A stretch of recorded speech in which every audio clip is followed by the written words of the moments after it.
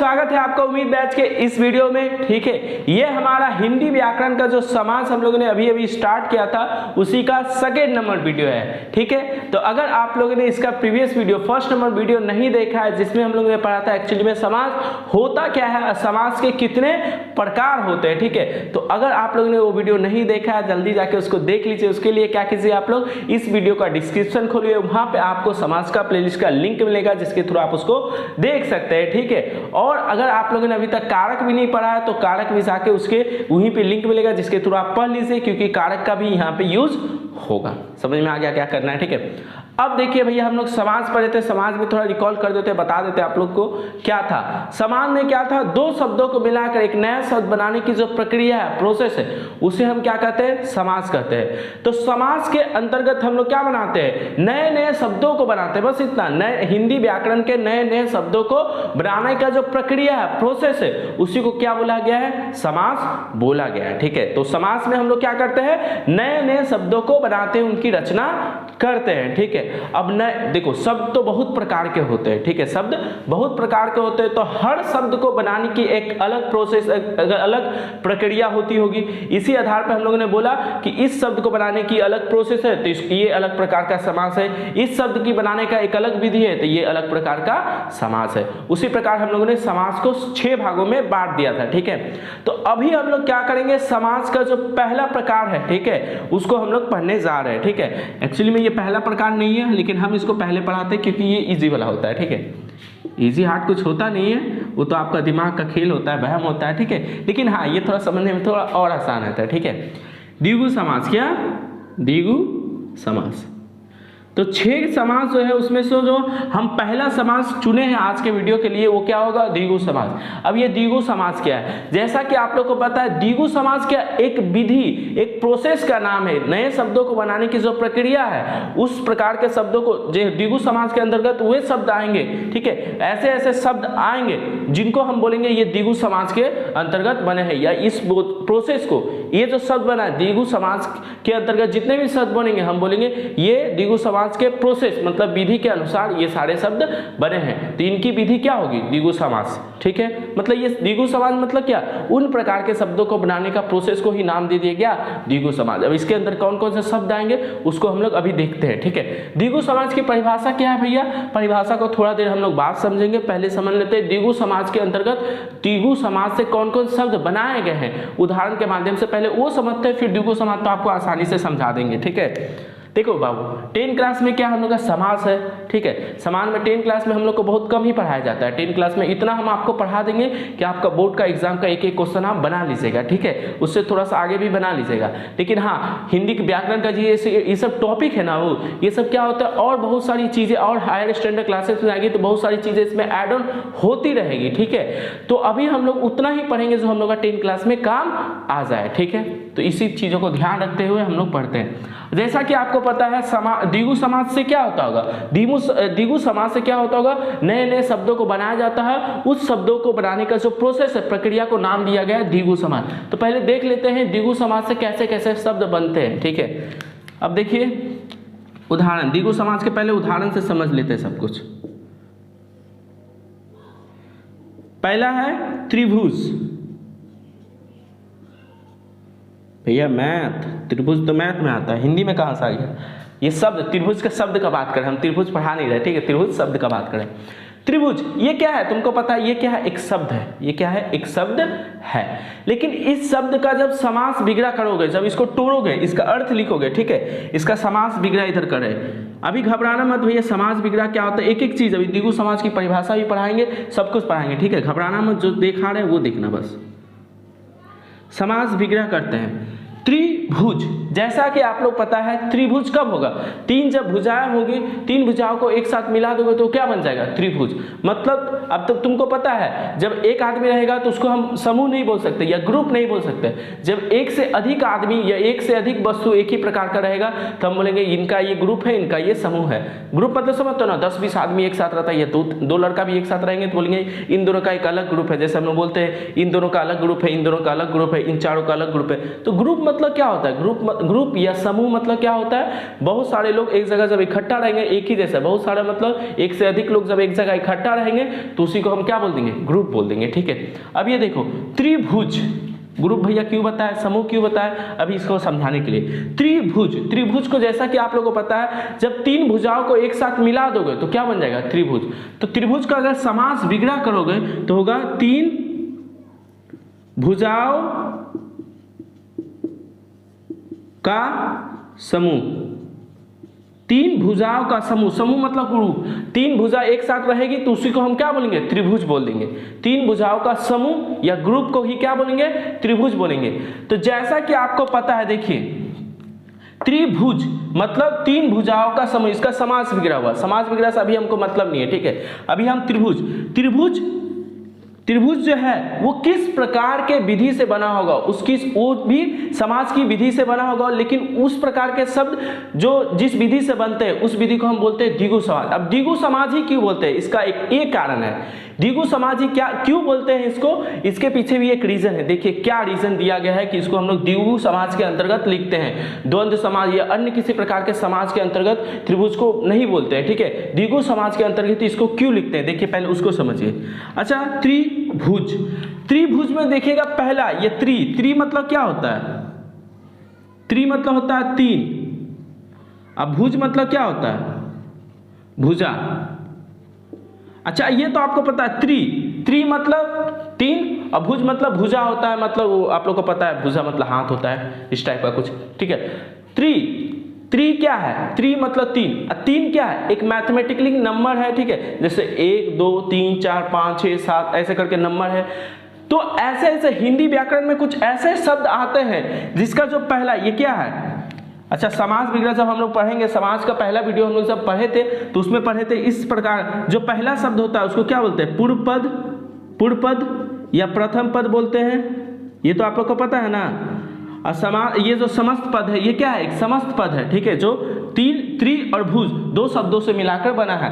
त्रि मतलब तीन होता है ये हम बताए हैं, लेकिन त्रि और भुज दो शब्दों से मिलाकर ये त्रिभुज बना है। तो ये क्या होगा, एक समासिक शब्द होगा। इस समासिक शब्द का ये जो त्रि वाला शब्द है वो पूर्व पद कहलाएगा या प्रथम पद, ये जो भुज है ठीक है वो क्या कहलाएगा, आपका उत्तर पद कहलाएगा, उत्तर पद कहलाएगा या द्वितीय पद कहलाएगा, ये तो आपको पता है। तो देखो ये क्या है, एक शब्द है, ये एक ऐसा शब्द है जिसका जो पूर्व पद है वो क्या है, एक संख्या, एक संख्या को बता रहा है। त्रि क्या है, एक संख्या है, ये भुज को छोड़िए अभी। ठीक है, ऐसे शब्द हिंदी व्याकरण में कुछ ऐसे शब्द आते हैं जिसका ये पूर्व वाला, ये पूर्व मतलब ये जो पहला प्रथम पद है ठीक है वो क्या होगा, एक संख्या होगा, एक संख्या की तरफ हमें इशारा करेगा। तो इस प्रकार के शब्दों को हम क्या बोलेंगे, ये द्विगु समाज की विधि से बना है। इस प्रकार का इस प्रकार का जो शब्द है वो किस समाज के अंतर्गत आएंगे, द्विगु समाज के अंतर्गत आएंगे। समझ में आया, फिर से पढ़ते हैं इसको, दूसरा उदाहरण देखते हैं। ठीक है, अभी तो पहला है, अभी 4-5 को और देखेंगे, पूरा समझ में आ जाएगा। दोपहर, दोपहर, जैसा कि आप दोपहर शब्द को पढ़ने से ही आपको पता चलेगा दो मतलब क्या होता है, दो होता है। दो क्या, एक मैथमेटिकली नंबर है, एक संख्या। संख्या क्या पता है, पता ना, संख्या जैसे 1 2 3 4 ऐसे ऐसे करके जितना भी होता है। ठीक है, तो ये दो क्या है, एक संख्या, एक नंबर है। तो ऐसे शब्द जिसका ये वाला देखो ये दो है, ये क्या है, प्रथम पद या पूर्व पद है। ऐसा शब्द, ध्यान से समझना, ऐसा शब्द ठीक है जिसका पूर्व पद क्या हो, एक संख्या हो, उसे हम द्विगु समाज बोलेंगे वो द्विगु समाज की विधि से बना हुआ है। समझ में आया, ऐसा शब्द जिसका ये पूर्व पद क्या हो, एक संख्या हो, संख्या मतलब नंबर हो। ठीक है, 1 2 3 4 ऐसा कुछ हो। ठीक है, तो हम बोलेंगे वो किस विधि से बना है, वो द्विगु समाज की विधि से बना हुआ है। ठीक है, दोपहर, इसका अगर समास विग्रह आपको करने बोलेगा तो दोपहर का मतलब क्या होता है, दूसरा पहर बोलते हैं। दोपहर हो गया मतलब दूसरा पहर हो गया, मतलब सुबह से दोपहर हो गया, दूसरा पहर हो गया। ठीक है, ऐसे ही बोलते हैं दिन का दूसरा पहर, दोपहर। तो ये दोपहर क्या है, एक द्विगु समाज की प्रोसेस से बना हुआ शब्द है, द्विगु समाज की विधि से बना हुआ शब्द है। ठीक है, और इसका जो पूर्व पद है मतलब पहला पद, प्रथम पद क्या है, एक संख्या है, एक नंबर है, इसलिए हम बोलेंगे ये क्या है, द्विगु समाज है। क्या है, द्विगु समाज है। चतुर्भुज, ये चतुर मतलब क्या होता है आप लोग को पता है? चतु मतलब क्या होता है? चतु मतलब होता है चार। चतु मतलब क्या होता है? चार। इसका मतलब होता है चार। तो देखो ये चतुर्भुज क्या हो? एक शब्द हुआ। चतुर्भुज क्या हो? एक शब्द हुआ। इस शब्द में चतुर और मतलब चार भुजा, ठीक है। चतुर्भुज मतलब, चतुर मतलब क्या होता है आपका? होता है चार, ठीक है। तो ये शब्द में ये जो पहला पद है या पूर्व पद है वो क्या दिखा रहा है? एक संख्या की तरफ हमें इशारा कर रहा है कि चार। तो ये चतुर्भुज भी किसके अंतर्गत आ जाएंगे? द्विगु समाज के अंतर्गत ही आ जाएंगे। इसका अर्थ क्या होगा? चतुर्भुज मतलब क्या होता है? चार भुजाओं का समूह। चार भुजाओं का समूह, याद रहेगा ना? अभी तक आप लोग को समझ में आ गया होगा कि द्विगु समाज के अंतर्गत कैसे कैसे शब्द बनेंगे, द्विगु समाज की विधि से कैसे कैसे शब्द बनेंगे। ऐसे शब्द बनेंगे जिनका पूर्व पद क्या हो? एक संख्या हो, एक नंबर हो। याद रखना, बहुत ही इजी है बाबू, ठीक है। आराम से अभी एग्जाम्पल बहुत सारे लिखाएंगे आप लोग को, ठीक है। आपका एग्जाम में इतने ही एग्जाम्पल से आ जाएंगे, ठीक है। तो आप आराम से धैर्य रख के इसको पढ़िए, ठीक है। त्रिभुज मतलब ये त्रि क्या है? तीन होता है। दोपहर दो मतलब संख्या होता है एक। चतु मतलब चार होता है, वो भी क्या है? एक संख्या है। तो ये सारे शब्द किस विधि से बने होंगे? द्विगु समाज की विधि से बने होंगे, ठीक है। उसके बाद देखिए त्रिभुवन, फिर ती आ गया। त्रि मतलब क्या होता है? तीन। तो ऐसा शब्द जिसका पहला वाला पूर्व पद या पूर्व पद बोलिए इसको, ठीक है, या प्रथम पद बोलिए, वो क्या है? एक संख्या की तरफ हमें इशारा कर रहा है। एक संख्या की तरफ हमें इशारा कर रहा है। इसीलिए त्रिभुवन किस प्रकार का समास कहलाएगा? तो बोलिएगा त्रिभुवन क्या है? द्विगु समास है, ठीक है। त्रिभुवन मतलब इसका समास विग्रह भी याद रखेगा। त्रिभुवन का अर्थ होता है तीन भुवनों। भुवनों मतलब होता है भवन, मकान। तीन भुवनों का समूह, ठीक है, या तीन भवनों का समूह, ठीक है। भवन मतलब होता है मकान। त्रिभुवन।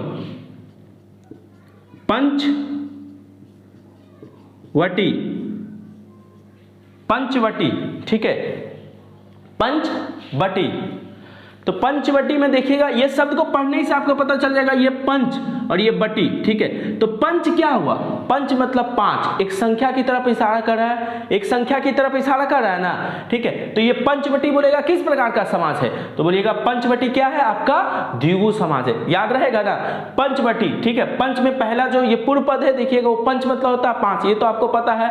तो ये किस तरफ इशारा कर रहा है आपको? एक संख्या की तरफ बता रहा है कि पंच मतलब पांच, ठीक है। तो इस प्रकार का शब्द जिसका पूर्व पद मतलब पहला पद ही आपका क्या हो? एक संख्या की तरफ बताया, हमको बताया कि एक संख्या है, एक नंबर का बोध करवाया, ठीक है। तो ये पूरा शब्द किस प्रकार की समाज के अंतर्गत आ जाएगा? द्विगु समास, ठीक है। तो पंचवटी का समास विग्रह होता है पांच बटों का समूह। बटो मतलब होता है वृक्ष, ठीक है। पांच वटो मतलब वृक्षों का समूह, ठीक है। इस चीज को याद रखिएगा। समाज विग्रह, भैया समाज विग्रह इंपॉर्टेंट है क्या? हाँ, समाज विग्रह क्या उसका अर्थ है? साधारण बात में हम लोग पंचवटी बोलते हैं। पंचवटी मतलब पांच वटों का समाहार या समूह भी बोलते हैं, ठीक है। अभी समूह पढ़िए, ठीक है। तो पांच वटों का समूह, ठीक है। अब पंचवटी आपसे क्वेश्चन कैसे पूछेगा? पहले तो क्वेश्चन पूछेगा 1 मार्क से, पंचवटी किस प्रकार के समास है? तो ये द्विगु समास के अंतर्गत है। किस प्रकार का समास बोलने का मतलब उसका क्या है? पंचवटी एक जो शब्द बना है, उस शब्द बनाने की विधि को क्या कहते हैं? तो बोलिएगा द्विगु समास कहते हैं। क्वेश्चन ऐसे नहीं पूछेगा, बोलेगा पंचवटी किस प्रकार का समास है, तो आप बोल दीजिएगा द्विगु समास है। समझ में आएगा ना? पांच, अब बोलेगा पंचवटी का समास विग्रह करे, तो लिखिएगा पांच बटों का समास। बटो मतलब होता है वृक्ष, ठीक है। अब देखिए एक और आएगा आपका, ये नाम सुनिएगा, पंच तत्व, पंच तत्व, ठीक है। पंच तत्व मतलब क्या आता है? पंच मतलब होता है पांच, मतलब ये ऐसा शब्द है जिसका पहला वाला शब्द मतलब पूर्व पद ही क्या हो? एक संख्या हो गया, तो ये क्या कहलाएगा? द्विगु समास कहलाएगा, ठीक है। तो पंच तत्व मतलब होता है पांच तत्वों का समूह, पांच तत्वों का समूह, ठीक है। उसके बाद देखिए एक और उदाहरण दे, ठीक है। उसके बाद देखिए नवरत्न, नवरत्न, ये भी नाम सुने, नवरत्न भी नाम आप लोग सुने होंगे, ठीक है। तो ये क्या होता है, नौ मतलब होता है नो, ठीक है, नो नहीं, नौ मतलब होता है नो, संख्या वाला नो, ठीक है, 9, ठीक है। तो नौ मतलब होता है नो, और रत्न मतलब आप लोग को पता है, ठीक है, बहुत बेशकीमती कोई चीज होता है जिसको रत्न बोलते हैं, ठीक है।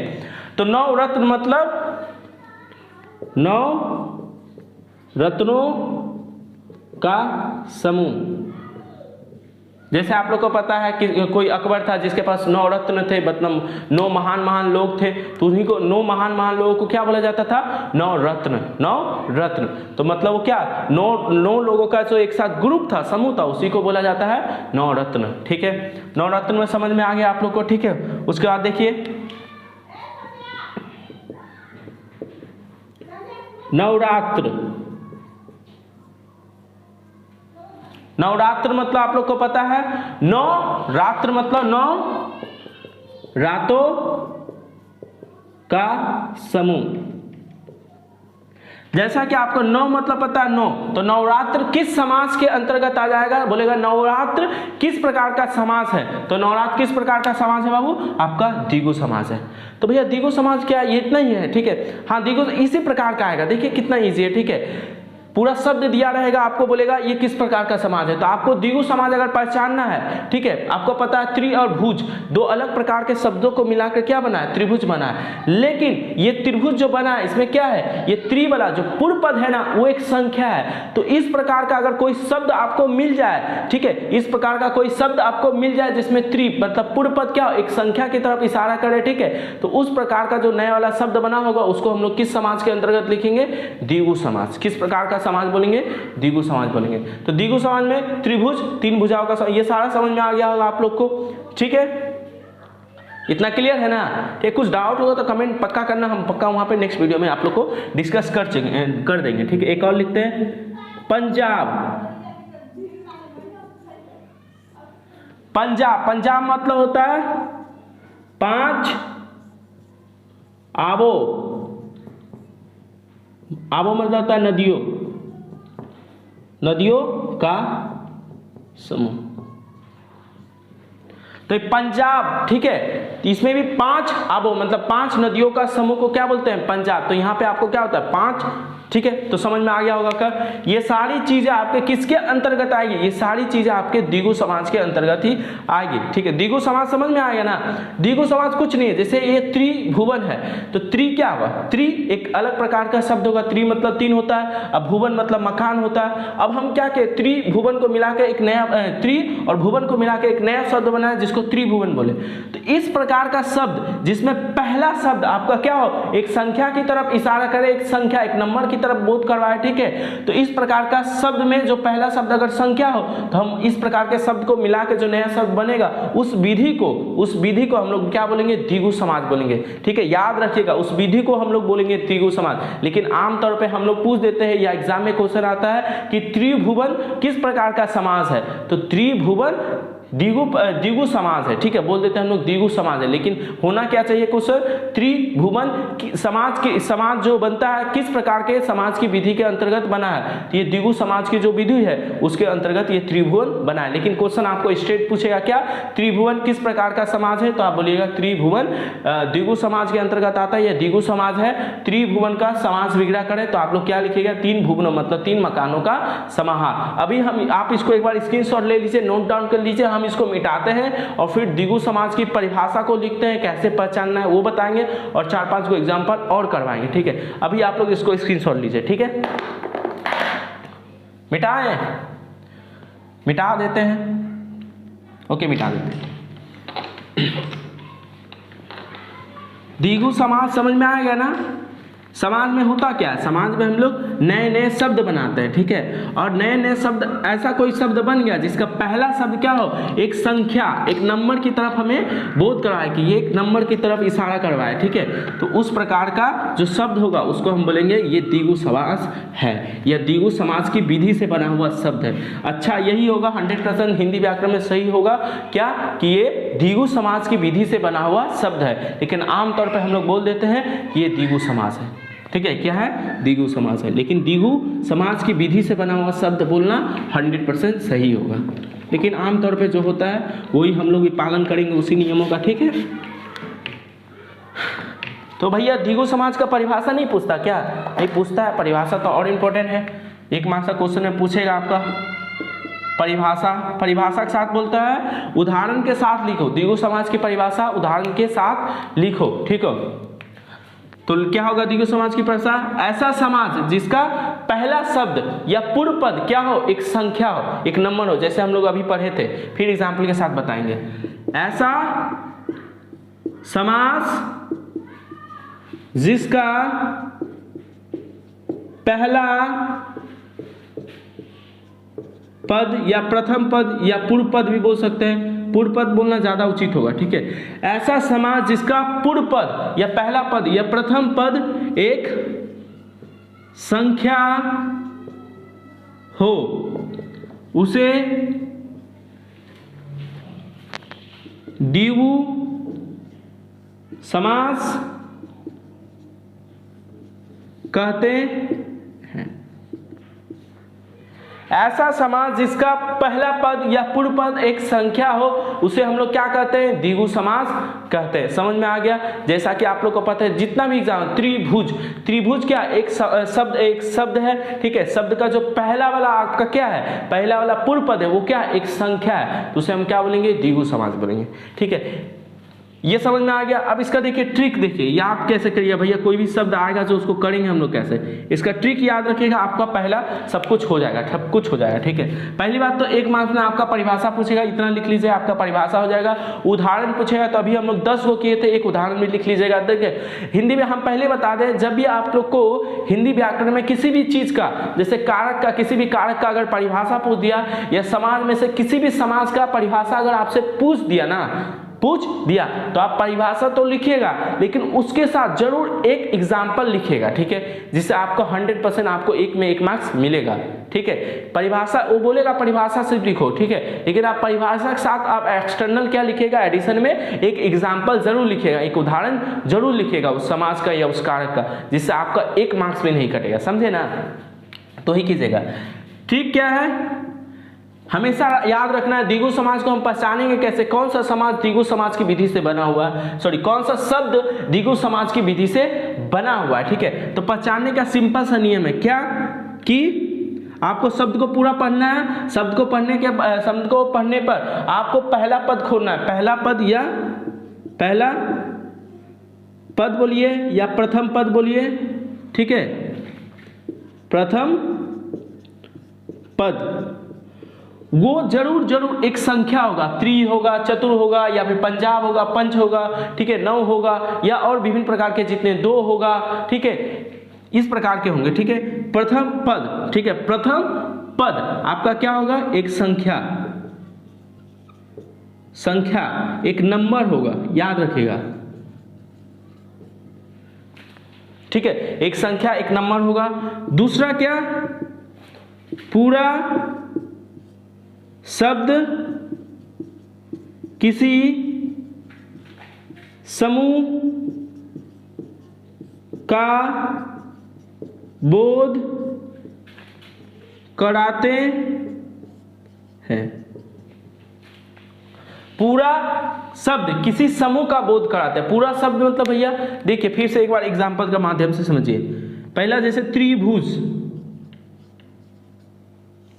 तो आपसे पूछेगा त्रिभुज किस प्रकार का समास है, तो आप पहला ये वाला देखिएगा ट्रिक, पहला पद या प्रथम पद एक संख्या हो। त्रिभुज में पढ़ने से आपको पता है त्रि ये क्या है, पहला है, ठीक है, और ये क्या है, एक संख्या, त्रि मतलब होता है 3, तो ये सॉरी 3 ऐसे होता है, ठीक है, 3 त्रि मतलब होता है 3, ठीक है, और ये क्या है, एक संख्या की तरफ इशारा कर रहा है। तो इस प्रकार के शब्दों में जिसमें पहला शब्द क्या हो, एक संख्या हो, पहला पद क्या हो, एक संख्या, तो हम बोलेंगे किस प्रकार का समास है, ये द्विगु समास है। याद रहेगा, द्विगु समाज को पहचानने का नियम याद रहेगा ना, ठीक है। अब अगर इसको पूरा व्याख्या करोगे, इसका समास बिगड़ा करोगे, इसी शब्द का बात करें, पूरा शब्द किसी समूह का बोध कराते हैं, पूरा शब्द क्या कराते हैं, किसी समूह का बोध कराते हैं। बोलने का मतलब क्या, अगर इस पूरे का समास बिगड़ा करोगे, ठीक है, समास बिगड़ा करने पे क्या होगा, 3 भुजाओं का समूह, तीन भुजाओं का समूह। आपको जैसे ही पता चला यहाँ त्रिभुज, पूरा शब्द का अगर समास विग्रह कीजिएगा तो आपको पता चल जाएगा यहाँ किसी ग्रुप के बारे में बात हो रहा है, किसी समूह के बारे में बात हो रहा है। तो जब भी कभी किसी समूह के बारे, किसी शब्द को पढ़ने से आपको थोड़ा मोड़ा तो अर्थ पता चल जाएगा। भैया सबका समास विग्रह थोड़ी ना हमको याद रहेगा, ठीक है, जनरल देगा आपको, ठीक है, त्रिभुज चतुर्भुज ऐसे करके आपको देगा। और अभी हम करवा भी देंगे और एक्सटर्नल में आपको हम PDF भी दे देंगे जिसमें विभिन्न प्रकार का द्विगु समास रहेगा। तो टेंशन नहीं है, ठीक है, टेंशन को साइड में रखो और जितना पढ़ा रहे उसको पढ़ो, आपका एग्जाम में एक क्वेश्चन भी नहीं छूटेगा, ठीक है। तो देखिए त्रिभुज, इसका समास विग्रह करने से आपको पता चला तीन भुजाओं का समूह, मतलब जो भी द्विगु समास से जो भी शब्द बनते हैं ना, उसका अर्थ जब निकालिएगा ना तो आपको कहीं ना कहीं पता चल जाएगा वो किसी ना किसी ग्रुप का बात करे। जैसे पंजाब, पंजाब मतलब पांच आबो, आबो मतलब होता है नदियों, तो पांच नदियों का समूह मतलब पांच नदियों का ग्रुप का बात हो रहा है वहां पे, ठीक है। तो वही बोले हैं पूरा शब्द किसी समूह, समूह मतलब ग्रुप का बोध कराते हैं, मतलब ग्रुप की बात करते हैं, ठीक है। जैसे एक और एग्जाम्पल आपको ये समझ में आ गया। तो अगर आपसे पूछेगा द्विगु समास, द्विगु समास किसे कहते हैं, तो आप यहां से परिभाषा लिखिएगा, ये ट्रिक मत लिखने जाइएगा एग्जाम पे, ये तो आप याद करने के लिए किया, और उदाहरण ऐसे लिख दीजिए, आपका द्विगु समास हो जाएगा, आपको जितना भी मार्क्स रहेगा हो जाएगा, ठीक है। चलो एक और क्वेश्चन करते हैं, ठीक है, अब तुम लोग को क्वेश्चन देते हैं बेटा, इसको द्विगु समास से जितने भी शब्द होंगे आप लोग को समझ, 10 क्लास में जितना भी अभी आप लोग को एग्जाम में देगा आप लोग से हो जाएगा, ठीक है। अब कुछ एक्सेप्शन भी आता है, लेकिन अपवाद, सॉरी आप लोग को अपवाद भी आता है, लेकिन वो आप लोग को 10 क्लास में नहीं पढ़ना, आप लोग का 10 क्लास में इतना ही से काम हो जाएगा, ठीक है। ये है चौराहा, ये बताओ किस प्रकार का समास है, द्विगु समास बोलेंगे या नहीं बोलेंगे? हम बोलेंगे क्या चौराहा एक द्विगु समास है, द्विगु समास की विधि से बना हुआ शब्द है, बोलेंगे या नहीं बोलेंगे? आप लोग बताओ। चौ मतलब आप लोग क्या होता है, चौ मतलब क्या होता है, चार, चौ मतलब चार। तो ऐसा शब्द जिसका पहला मतलब चौ जो है क्या है, एक संख्या के बारे में बता रहे, किसके बारे में बता रहे, एक संख्या का बोध करा रहा है, तो ये चौराहा क्या हो जाएगा, आपका द्विगु समास हो जाएगा। इसका समास विग्रह क्या होगा भैया, तो समास विग्रह होगा चार, राह मतलब होता है राह, राह मतलब रास्ता, राह, चार राहों का समूह। चार राहें एक ही जगह से जब चार राहें निकलती है ना तो उसी को हम लोग बोलते हैं चौराहा। ये तो चौराहा है, मतलब एक ही जगह से इधर भी एक रास्ता, इधर भी रास्ता, इधर भी रास्ता, इधर भी रास्ता, तो हम बोलेंगे हम चौराहे पर खड़ा है, ठीक है।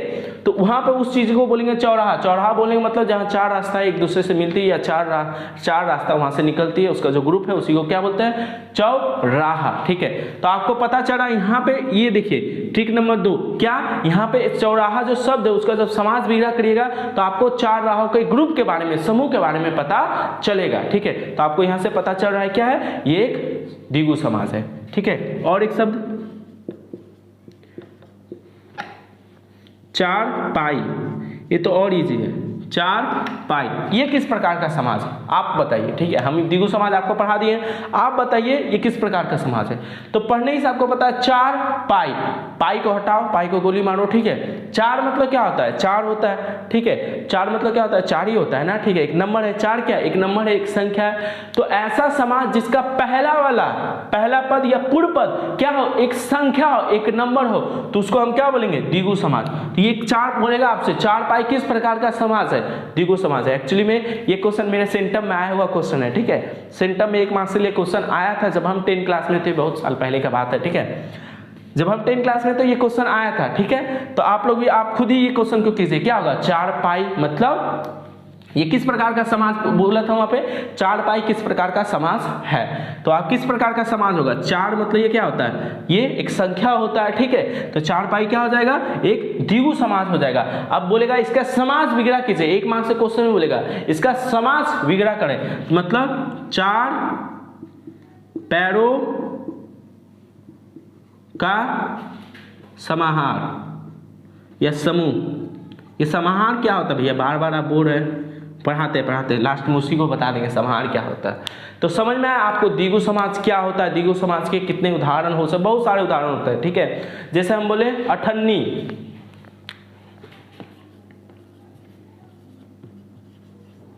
अठन्नी मतलब क्या होता है? पुराने समय में जब 8 आना, मतलब एक एक करके 8 आना आपके पास होता, 1 आना, 2 आना, 3 आना, 4 आना, ऐसे करके 8 आना जब आपके पास हो जाता था पुराने समय, बहुत साल पहले, ठीक है, उसको हम बोल देते हैं आपके पास अठन्नी है। क्या है? अठन्नी मतलब 8 आनो, 1 आना, 2 आना, जानते हो ना? इतना तो जानते हो, जानते हैं तुम लोग, बहुत ये वाला एज वाले आदमी हो, ठीक है। आज से 20 साल पहले, 25 साल पहले आना चलता था, ठीक है, पैसा से पहले भी आना चलता था, ठीक है। तो 8 आना जब आपके पास हो जाता था तो हम बोल देते आपके पास अठन्नी है। क्या है? अठन्नी, ठीक है। तो अठन्नी मतलब 8 आनों का समूह, 8 आना, एक एक आना करके 8 आना जब आपके पास हो जाएगा तो हम बोलेंगे क्या? आपके पास अठन्नी है, ठीक है। शताब्दी, शत मतलब होता है 100, शत मतलब 100, आब्दी मतलब सालों, ठीक है। तो शत मतलब 100 जब होता है तो ये किस प्रकार का समाज हो जाएगा? द्विगु समाज। शताब्दी का अर्थ क्या होता है भैया? 100 साल। अगर आप हिस्ट्री में से पढ़े होंगे पहला चैप्टर, तो वहां पे हम शताब्दी पढ़ाते हैं, शताब्दी और दशक, ठीक है। तो जब 100 साल, एक एक साल करके 100 साल जब हो जाता है ना, तो उसको हम क्या बोल देते हैं? शताब्दी बोल देते हैं। तो शताब्दी मतलब 100, एक एक साल करके कितने साल हो गए? 100 साल एक साथ हो जाएंगे तो हम बोलेंगे शताब्दी। शताब्दी बीत गया, ठीक है। 100 सालों का समूह। उसी प्रकार होता है दशक। क्या होता है वो? दशक। दशक मतलब होता है एक एक, 10 मतलब आपको पता है, ठीक है। दशक मतलब होता है एक एक करके जब 10 साल एक साथ बोलेंगे तो हम बोलेंगे दशक हो गया, या इंग्लिश में उसको बोलते हैं डीके, ठीक है, डिकेड। तो दशक मतलब होता है 10 सालों का समूह। समझ में आ रहा है आपको? द्विगु समाज आपको समझ में आ रहा है? उदाहरण आपको समझ में आ रहा है? इस सारे उदाहरण को अच्छे से फेयर कॉपी में नोट डाउन कीजिएगा। आपका इसी में से कोई एक क्वेश्चन आ जाएगा, पूछेगा चौराहा किस प्रकार का समाज है, तो बोलिएगा द्विगु समाज। क्यों? क्योंकि द्विगु समाज में द्विगु समाज के अंतर्गत ऐसे ऐसे शब्द आते हैं, जैसे आपको बोलिएगा भैया ये क्या, राजकुमार अगर हम बोले तो आपको पता है ये राज क्या होगा? पहला शब्द होगा। राजकुमार का राज क्या होगा? पहला शब्द होगा। लेकिन राजकुमार में ये जो राज है क्या एक संख्या है, एक नंबर है? नहीं, तो ये द्विगु समाज नहीं होगा, द्विगु समाज नहीं होगा, ठीक है। समझ में आ गया? जैसे हम बोले हार जीत, तो यह हार जीत में क्या है? पहला वाला क्या है? एक संख्या है, नहीं है, तो ये द्विगु समाज नहीं होगा। तो भैया कौन सा समाज होगा? आगे पढ़ेंगे ना, टेंशन क्या लेता है? टेंशन नहीं लेने का, ठीक है। आगे हम लोग इसको पढ़ेंगे, वहां पे हम लोग समझेंगे आराम से, ठीक है। अभी समझ में आया? दशक मतलब 10 सालों का समाज। ऐसे ऐसे द्विगु समाज के अंतर्गत ऐसे ऐसे शब्द ही रहेंगे जिसमें पहला वाला जो शब्द होगा वो क्या होगा? एक संख्या, एक नंबर की तरफ इशारा करेगा। और पूरा का जब आपका पूरा का जब आप समाज बिगड़ा करेंगे तो वो किसी समूह के तरफ इशारा करेगा, ठीक है। तो ऐसे शब्दों को हम क्या बोलेंगे? आपका द्विगु समाज के अंतर्गत बने हुए शब्द बोलेंगे या द्विगु समाज बोलेंगे, ठीक है। साधारण भाषा में हम लोग द्विगु समाज बोल देते हैं। समझ में आया? तो समझ में अठन्नी, दशक, ये सब क्या होता है आपको समझ में आ गया होगा सब कुछ, ठीक है। अब देखिए भैया समूह और समाहार। देखिए आमतौर पे समूह मतलब होता है ग्रुप, समूह मतलब होता है ग्रुप। इसी को अगर समाहार मतलब होता है बहुत सारी चीजों को एक साथ मिला देना। बहुत सारी चीजों को एक साथ मिला के जब बोला जाता है, एक ही प्रकार के चीजों को एक साथ मिला कर जब बोला जाता है तो बोलते हैं समाहार, मतलब संग्रह टाइप का, ठीक है। तो आप 4 राहों का समाहार, समूह की जगह आप समाहार भी लिख सकते हैं, ठीक है। आपका 10 लेवल में चलेगा, काटेगा कोई नहीं। को बहुत सारे आप बुक में या फिर कहीं भी पढ़िए तो समाहार समाहार करके भी लिखा रहता है, ठीक है। तो आप 4 पैरों का समाहार भी लिख सकते हैं। समाहार को ही हम लोग समूह बोलते हैं, ठीक है। तो आप ये लिखिए या ये लिखिए, कोई गलत होने वाला है नहीं, ठीक है। तो अठन्नी ये सब, शताब्दी मतलब 100 सालों का समाहार भी आप बोल सकते हैं। 100 सालों को एक साथ इकट्ठा करके संग्रह करके बोला गया, ठीक है। तो 100 सालों का समाहार भी बोल सकते हैं, ठीक है। या आप क्या बोल सकते हैं इसको? 100 सालों का समूह भी बोल सकते हैं, ठीक है। तो समाहार बोलिए, समूह बोलिए, आपका 10 लेवल पे सब कुछ चल जाएगा, ठीक है। तो द्विगु समाज अभी हम लोग इतना पढ़ लिए, इतना सारा एग्जाम्पल कर लिए, ठीक है। हमको नहीं लगता द्विगु समाज में अब तुम लोग को कोई डाउट होना चाहिए। तब भी अगर कोई डाउट है या कोई क्वेश्चन है भैया ये क्या होगा, ठीक है, तो आप लोग जरूर कमेंट कीजिएगा। हम वहां पे आपको जरूर नेक्स्ट वीडियो में वो चीजें बताएंगे, ठीक है। द्विगु समाज अच्छे से प्रैक्टिस करना है। द्विगु समाज से सबसे ज्यादा क्वेश्चन आते हैं। समाज 10 क्लास का अगर पेपर एनालाइज करोगे प्रीवियस ईयर तो द्विगु समाज से ही सबसे ज्यादा क्वेश्चन आते हैं। 1-2 मार्क्स का हर ईयर में आ जाता है इससे अल्टरनेट ईयर में, ठीक है। तो द्विगु समाज बहुत ज्यादा इंपॉर्टेंट हो जाता है, इसीलिए हम इसको द्विगु समाज को पहले पढ़ाए कि आप इसको ज्यादा प्रैक्टिस कर लीजिएगा। तो अभी आप इस सारी चीजों को नोट डाउन कीजिए, सब नोट्स में बना लीजिए, ठीक है भैया। और द्विगु समाज के और जो द्विगु समाज जैसे द्विगु समाज की विधि से बने और शब्द मिल जाते हैं तो हम लोग ज्यादा प्रैक्टिस कर पाते हैं, ठीक है। तो उसके लिए आप क्या कीजिए, जो हम लोग का माध्यमिक पाठशाला ऐप है, ठीक है, उसको डाउनलोड कीजिए। वहां पे आपको जो होगा हिंदी का सेक्शन में जाएगा, वह हिंदी व्याकरण में आपको समाज मिलेगा, ठीक है। समाज के थ्रू आप एक पीडीएफ मिलेगा जिसमें सारे द्विगु समाज वाले होंगे, उसको जाके डाउनलोड कर लीजिए, उसको जाके याद कर लीजिए, ठीक है। समझ में आ गया। ऐप डाउनलोड कीजिए, वहां से आपको हिंदी का सेक्शन में जाना है, ठीक है। वहां हिंदी व्याकरण का सेक्शन में जाके समाज का आपको मिल जाएगा, समाज का पूरा आपको द्विगु समाज जो भी पढ़ा है वहां पे द्विगु समाज के उदाहरण आपको वहां पे ऐप में मिल जाएगा, आप उसको कर लीजिएगा तो आपका द्विगु समाज 100% कंप्लीट हो जाएगा, ठीक है। तो आज हम लोग द्विगु समाज को समझ के उसके उदाहरण को समझ के आज का वीडियो को हम लोग यहीं पे खत्म करते हैं, ठीक है। तो फिर मिलते हैं नेक्स्ट वीडियो में।